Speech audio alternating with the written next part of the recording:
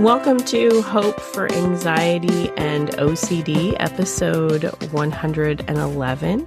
Today on the show, I have with me Judy Lair, who is a licensed professional clinical counselor, here to talk with us about using humor in ERP therapy. We had a previous episode on ERP that you can go back and listen to. We'll link that episode in the show notes for you, where we did just kind of like a brief overview of what it was, but it was also a personal story from Stacy Quick, kind of sharing some of her personal experiences with OCD and then how she became a ERP therapist. And Stacy was a therapist that we had met through No CD, and we talked about that a little bit about on that episode. And Judy also works with No CD. So happy to have you here today on the show, Judy. Hi, Carrie. Glad to be here. Even if this is not my real voice, this is my voice. I think I can still talk. Yes, she is recovering from a cold here. So thank you for bearing with us on that one. I heard you speak at the AACC conference. That was how we met. And It was exciting, really, to see how many Christian therapists were there who were interested in a presentation on OCD, because that's not something necessarily that's often covered or has been covered, I guess, at that conference. How did you specialize in OCD? How did you get that to be a specialty? I've had a lot of different types of jobs in my life, but one of the things was when I was on the other side of the couch working through my own anxiety and such, for about a year, talking to me like, you can do this. You can be on the other side of the couch. I'm like, no, here's a whole bunch of reasons why. No, that's not going to be me. I was never one of those people that everybody came to for advice and stuff. That's just not me. Much more cognitive. I'm much more thinking about thinking, planning, strategic types of things. It's my forte and stuff. And so I worked in a number of areas in different things, especially I was a litigation paralegal in a law firm for a bunch of years. Wow. That was really my background. And then I started working in a psychiatrist's office. And that's when I kind of got that message from God about like, you really could do this. So I went back to grad school quite late in life in order to do that and really found like that was my niche. That was the thing. I was doing it all along. I just didn't know it as being a paralegal and educating and helping people through. I did when people got injured and hurt and helped them through that. And so that was the start of me counseling. I just didn't know it at the time. Yeah, there's so many overlaps, I think, between counseling and education and problem solving. I'm sure that there were things that problem solving that you had encountered. And so I could see how all of those skills would be beneficial. But the beginning about, I had finished grad school and I was disappointed because I want to work in a Christian counseling agency. And once you spend the time and the money to get your degree, you have to spend extra hours to be able to get your independent licensure. And that's where, at least where I was living, they just all wanted independent licensure. And I'm like, how do I get that if I can't get backwards? That quandary. And so I still worked at the law firm that I was looking at for a bunch of years. And I opened this out of my house. So I did evening counseling out of my house. And shortly after I started, there was this woman who came to me and she said, well, I know I have OCD. I was diagnosed with it years ago. I've had treatment at some of the well-known facilities. She now lived in my area and she said, so do you think you can help me? She explained what her obsessions were, what her compulsions were. And I'm like, fascinating. Okay, so when you do this and you do this, then it ends up like this. And then like, if you do this instead of this, does it go like this? And she like, oh my gosh, I have never heard anybody get it who did not have OCD themselves. I could just get it. It was definitely a gifting from God too. And I understand that the logic to OCD, which has a lot of logic in and of itself, if you understand the root part of it. So once she kind of really recommended that and I started working with her after a little bit, then I read Jonathan Grayson's Freedom from Obsessive Compulsive Disorder. I'm like, I'm doing everything in the book. Like I already organically knew what to do and how to walk people through that, which was really exciting to know, like I found my pathway. So I eventually took the International OCD Foundation's Behavioral BTCI training. I spoke at one of their annual conventions. I gave continuing education conferences in Columbus, where I was at the time. And it just really has become my niche in my area that now, 22 years in January, that has been my specialty. That's awesome. That's really great. I always used to tell counselors that I was supervising, it's like your specialty kind of finds you. Like you don't really find it. I didn't necessarily think that I was going to be working in the areas that I'm working in now, but I'm happy that God has brought me along this path. Mine kind of branched out of working with those anxiety. And once you see enough people with anxiety, you're going to eventually run into some people with OCD and it looks a little different. And then you have to kind of readjust the toolbox and re-examine some of the things that you're doing.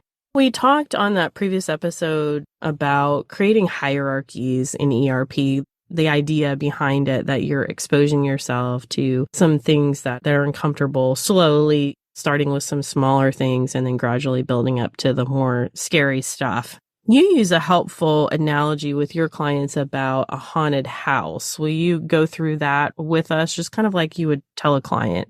Right. ERP, exposure response prevention, seems like anybody who's like heard about it has horror stories about, oh, it's going to be so hard. It's going to be so scary.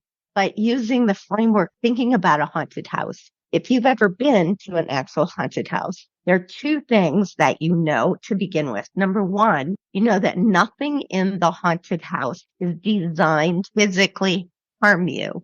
So you walk in with that kind of knowledge. But second, the reason why people go to haunted house is they like the uncertainty. They like the thrill that you get of like somebody jumps out and you don't know, or a noise and you don't know when it's going to happen. And you get this feeling, this anxiety. I call it anxiety because it would make me have anxiety, but other people are like, that's a thrill. They get this thrill going on. So the thing is, the first time you actually walk through a haunted house, it's full of uncertainty. You don't know what's going to happen, but that doesn't mean that you can't continue to walk all the way through and get out the back door. So the good news for us is that God created a program in our brain called the habituation program. I like to call it Pac-Man, just like the visual. So you've got OCD going scary, and then we've got big old Pac-Man coming up, and we want to close scary, scary down organically by inside, not us internally doing compulsions or something, but letting the Pac-Man do that. So the way that happens is that if you walk through a haunted house the first time, it's the scariest because you don't know what to expect. You walk out the back door, come around the front, you walk through the same haunted house 3 times. You're not going to be as scared by the 10th time because Pac-Man's closing down the anxiety to the accurate threat level, which generally is 0, but it closes it down. So by the 10th time, it'll be pretty funny. You walk through it that time, oh, the guy with the hair is going to show up. Yeah, then they're going to like dangle these things and go, boo. And you can make fun of it, even if there's still some level of like nervousness in there. If we use humor in that way, like, oh, this is going to be silly, funny, scary. It allows your brain to have that Pac-Man to start readjusting what is true about the threat level and close down the feeling, that adrenaline surge that you get, and that feeling of anxiety.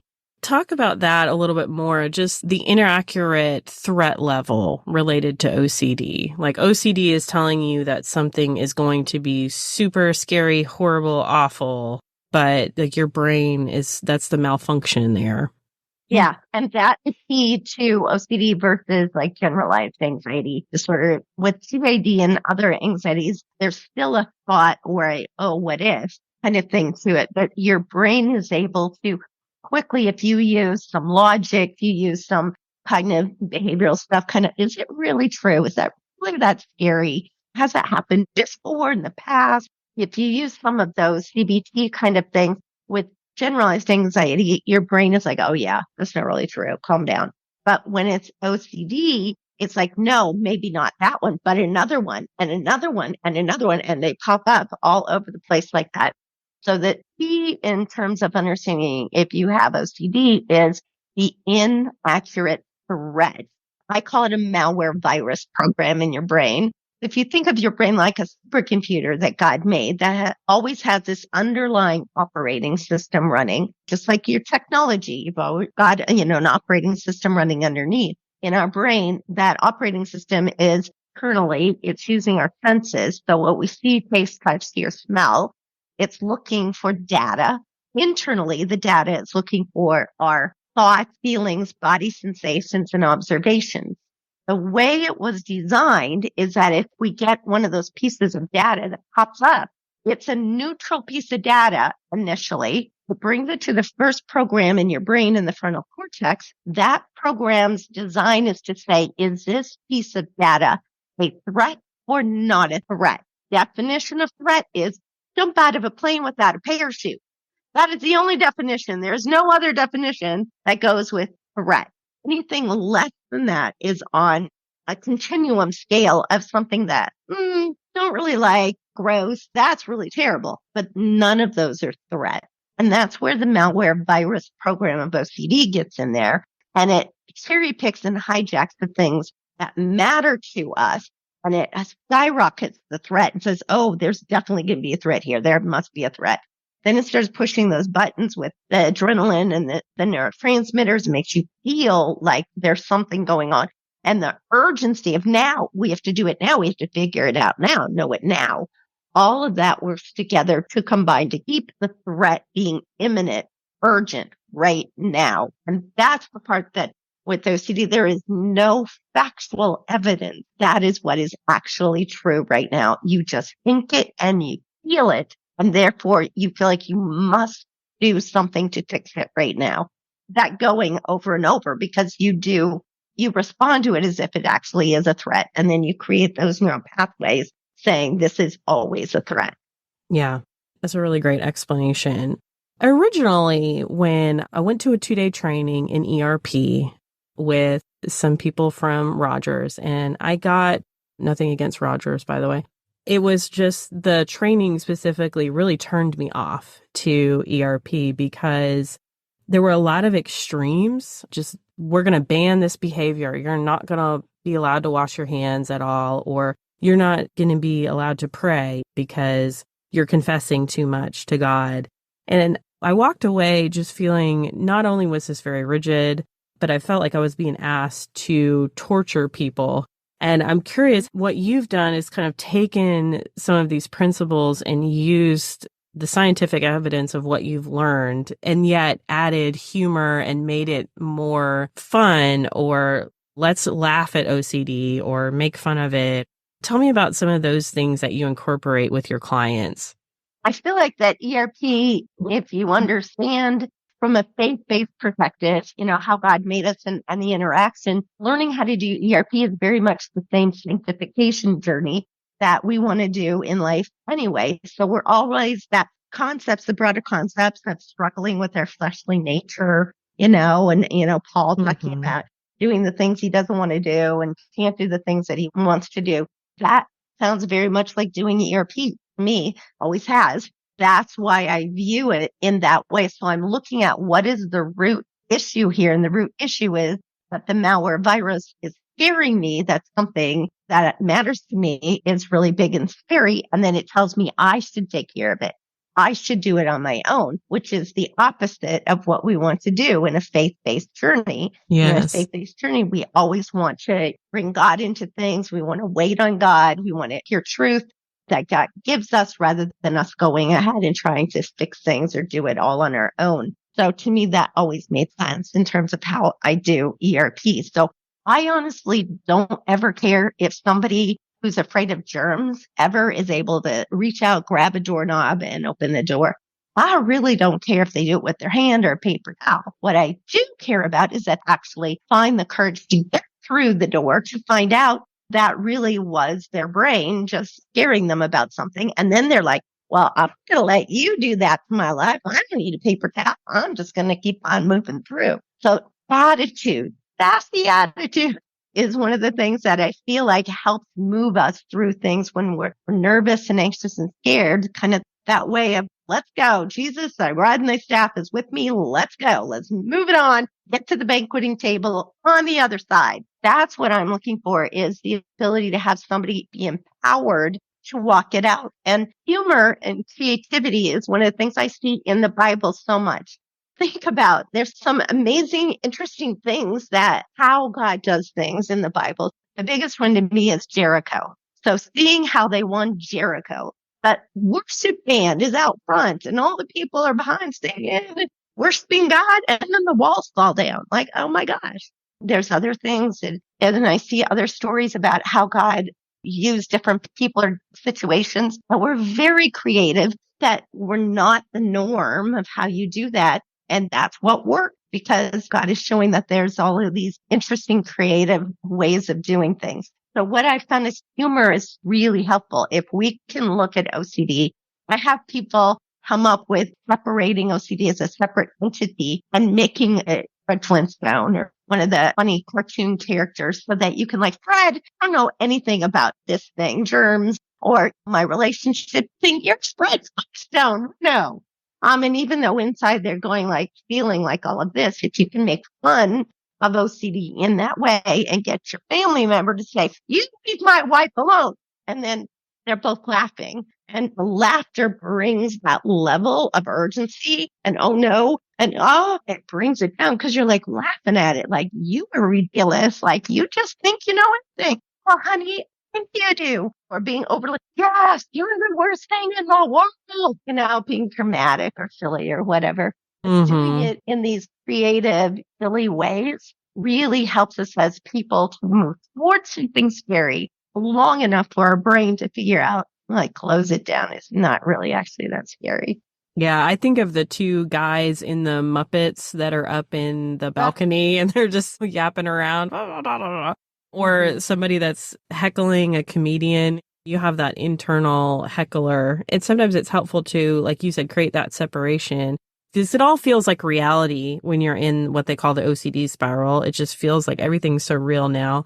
But if you're able to step back and even say, OCD is telling me that I'm going to get sick and die if I don't do this, or if I go out in public and do these things, then that helps you kind of create some of that mental separation. I think mindfulness and other activities that we teach clients, thought diffusion, helps with those things as well.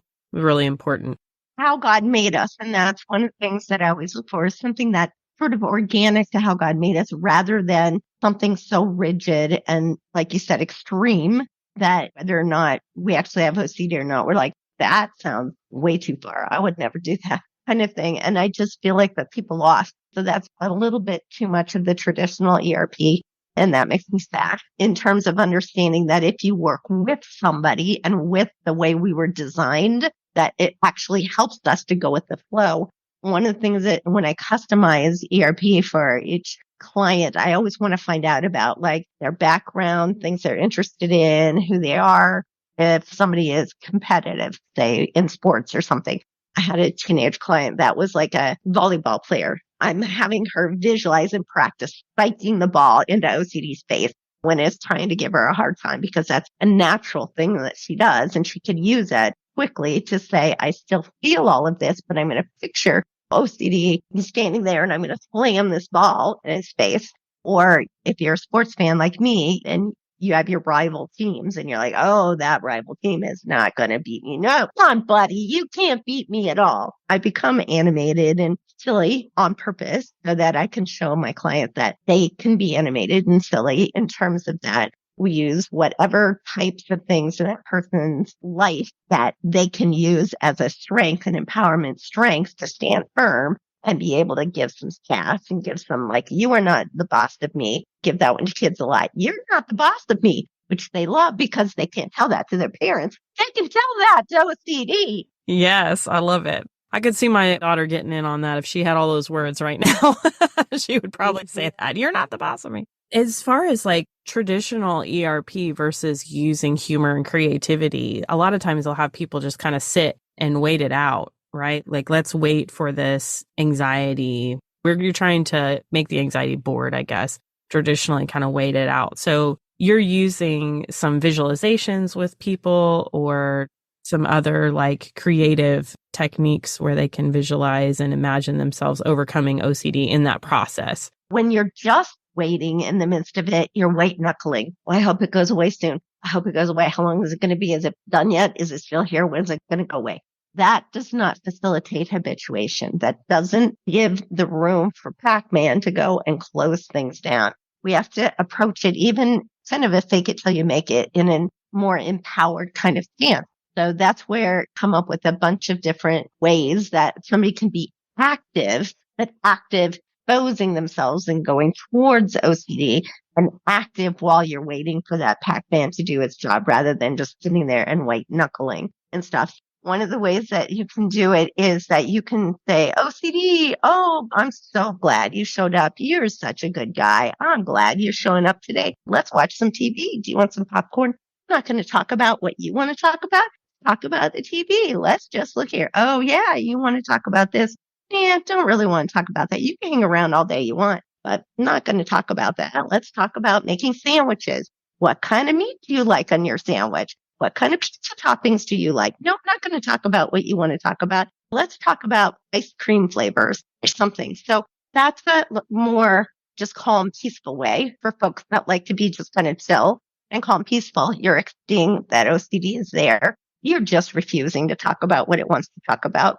Or you can move it on to being something like I said before, kind of dramatic, real dramatic. This is such an important thing. Oh my gosh, you are so helpful, OCD. Tell me every little thing. Now, I don't quite understand how you know. Do you have a crystal hotline? What? Are you on the psychic hotline? Maybe you're on the psychic hotline. Maybe I didn't know that you knew all of those things. Some of this, like making fun of it, talking about you're not going to take me on, you're the opposite team. Any of these kinds of ways where you're active in doing ERP, which means you're keeping your focus on OCD is there. I'm looking at your OCD. I'm talking to you, but I am not talking about the topic that you want me to talk about, because that topic is your inaccurate threat level on something. I'm not going to go there. You don't have a driver's license. That's right. You don't have legs, and you don't have arms, and you don't have a face, and you don't know how to drive. And kind of make it sort of funny that way. You're being active while you're waiting for the habituation to happen. Yeah. You had talked about in your training singing silly songs like Old MacDonald or just other goofy songs. And I always have to make sure the clients understand there is any tool can be used as a compulsion. So anything you say or do can be a compulsion. And of course, the definition of a compulsion is doing something to make you feel better to avoid and get away from the anxiety. But anything can be an ERP tool as well. There are some people that are very behavioral that say you can never sing a silly song or you can never talk about pizza toppings because it's always a compulsion. And I disagree. You can use anything to say, I'm going to look you in the eye and I'm going to talk about that instead, because I get to talk about what I'm going to talk about. This is my brain. This is my body. I'm going to talk about what I want to talk about and such. So you're using it to expose yourself where OCD is trying to pull you to its topic. And you're like, no, not going there. I feel it, not going there. And that's the key to habituation.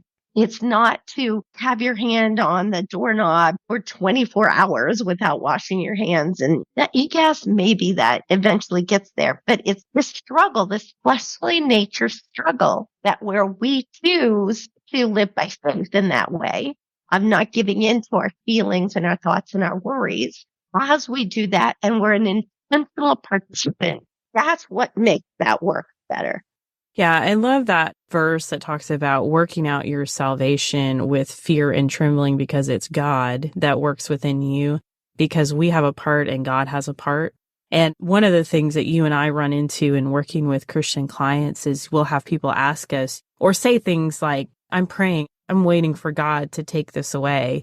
And we've talked a lot about healing on the show. We've talked about various theologies and prayer and different aspects, but I love what you talk about with this being part of the sanctification process, because whether you have OCD or not, we're in a struggle with our own minds on a day-to-day basis regarding, are we going to be focused on the things of God and what God wants us to do? Or are we going to be focused on sin and self and other things that are negative. It really kind of fits in line with that sanctification process. What would you say to someone who says, I just don't understand. I've prayed, and why hasn't God just healed me from this yet? Or why isn't he helping me more through this process? So what I'd say is that has to go back to our understanding of our role in God's role and who he is. We have to broaden that picture too. The Bible's very clear. Our thoughts are not God's thoughts. We do not have the understanding, whether it's about something in our personal life or why God allows terrible things in the world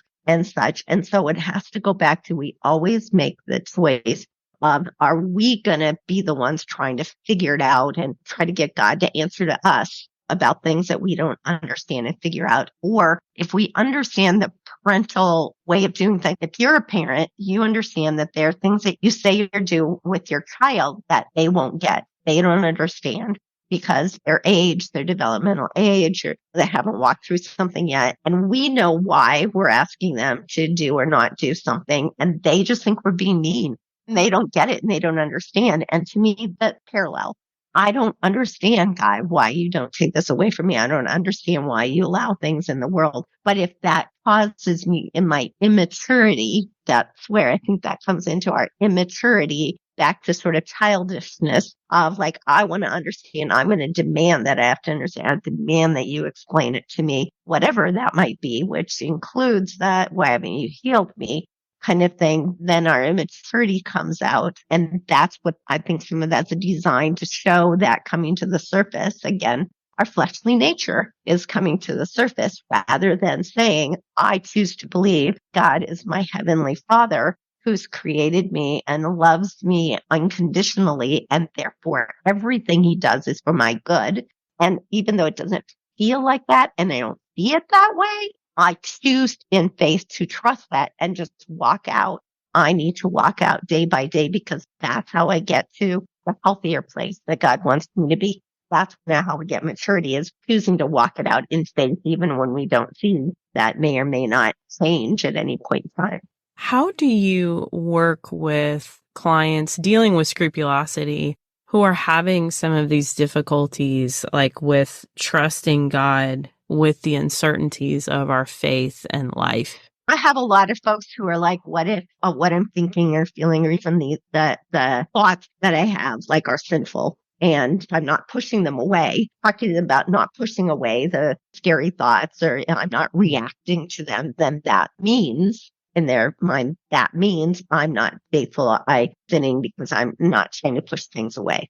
I go back to the broader concept. We talk about what is their view of God. How do they see God, as in a punitive way, as their heavenly Father? If they're parent, I go back and have them, well, if your child thought this about you, would that be accurate? That kind of thing. Have them understand that this one area that they are worried about doesn't overshadow all the other things that they actually believe about who God is and how God loves and cares for them. It's just out of their fear and anxiety that they want to go out that and they want to get certainty and know for sure. But nobody has that. Nobody has that. We're humans. And so we don't have 100% certainty of anything, honestly, about God this side of heaven. We really don't. We would like to say we do. And folks with, especially scrupulosity, but OCD, feel like, but my friends or my family say they know with certainty that God loves them or they're going to heaven or whatever. They're so certain. Well, yes, but no. Nobody has actual factual certainty. And our feelings about anything, if you ask that family member and you track their feeling of certainty from hour to hour, day to day, year to year, that would change too. It's just a way of speaking at any given time about where we are feeling, but feelings do not equal truth. So I broaden it back to, how do they want to live out their faith? Do they want to live it out as a faith-based journey where they're walking, and taking risks in faith? Or do they want to be the one that trusts in chariot and their own manpower and their own knowledge and their own understanding? I always bring people back to, which one of those two do you want to live out? Well, right now you're trying to live out your own understanding in getting answer, knowing for certain and such, and nobody has that. So you can keep doing that if you want your life to kind of keep feeling like this versus choosing to take this risk. Yeah, I think that normalization of doubts and normalization of uncertainty is huge because in certain faith circles, there are things said like, do you know that you know that you know that you know that you're a Christian? And do you know you're saved? And that's probably like the worst thing that you could say to Yep. someone with OCD, because we all have to live with a certain level of uncertainty and unanswered prayers and not knowing. We're not going to know everything, like you said, and we have to accept that we're in the child space in our relationship with God, and we may not know all the ins and outs and the whys and so forth. I think this episode is going to be really great and helpful for people who are dealing with all different kinds of OCD, and maybe some people that are even in ERP therapy that can utilize some of these strategies that you've talked about to help them create a little bit more lightheartedness about it and not have to engage with it in such a serious, like you said, scared manner. People are scared Right. to engage with this type of therapy sometime. And I think your presentation and dealing with other mentors that I've had have kind of helped me soften a little bit towards my ERP initial standoffedness that I had at the beginning of learning about it. I thought, this maybe, I don't know that I can really do this, but it just kind of opens a doorway for me to be able to integrate some of these things with the clients that I'm working with. Yeah. At the beginning, the first couple of years, I had somebody, again, not to nullify Rogers, but who was in the Rogers program, and they contacted me for follow-up care. And what they wanted me to do was come to their house, time them taking a shower, and make sure they got out of the shower on time, and then time them when they were washing their hands to make sure that they got out of it, because that's what they did at Rogers. And I did that for a couple of weeks. And I'm like, I can't. Nope, I don't believe in this. I don't think this is going to help you long term. Have a babysitter stand there and watch you do these things. That's not how you're going to learn. You need to learn how to underline, I don't want this for my life, and I'm not going to let you, OCD, do this for my life. So I'm going to find some way to give you some sassiness and some silliness because I don't want to live this way. That's what I can provide to people. And that has made such a difference. I am so blessed. All the goosebumps. I feel so blessed and thankful to God that every day I help people get out of these terrible places, these prisons, these torment places, because I can help show them the pathway is that God designed this already, that there is a way to get there, and that you can do it. There is hope. That's what we bring to folks, is the hope that life can change, things can change. And God already has it in your head. So let's go use what God gave you, be able to get you out of this terrible place. Awesome. Well, we'll put a link to your NoCD profile in the show notes. And I know you're licensed in several states, so people can look you up and see you as a option if they're in one of those states. So that would be awesome too. That would be great. And if somebody wants to, not bragging, but I have written some books. So if you want to go on Amazon and just my name, Judy Lair, I have a series called Freedom from Fear. There's a specific book on OCD. There's also one on generalized anxiety disorder and one on stress and worry, because men do not have anxiety. They might have stress and worry. And then I have a big one that talks about my journey with anxiety. It also talks about OCD and how I've come through all of that and like the background I came through and how I got here. That talks about my faith and looking at faith in terms of that. You can go on Amazon and find those things if those are helpful resources. Yeah, that's awesome too. I forgot you were an author. So yay, good to put that in at the end. All right. Thanks for your time today. All right, Carrie, thanks. As some of you know, if you've been following the podcast for a long time, I've had my criticisms of exposure and response prevention in the past. And just like anyone else, I think my views have revised over time, thanks to people like Judy Lair and others who are using more creative and empowering ways to do exposures. I think that there's a way to do ERP that's very healthy and helpful for people. And unfortunately, some people have had negative experiences with it, just like any other form of therapy that can certainly happen in. But I'm glad that She came and shared her perspective. And if you are looking for ERP providers, just know that that is an option for you, that you can go on the International OCD Foundation website. I believe that they have a provider member list there for you to check out. Hope for Anxiety and OCD is a production of By the Well Counseling.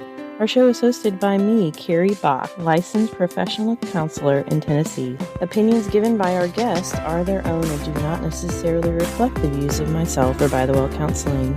Our original music is by Brandon Mangrum. Until next time, may you be comforted by God's great love for you.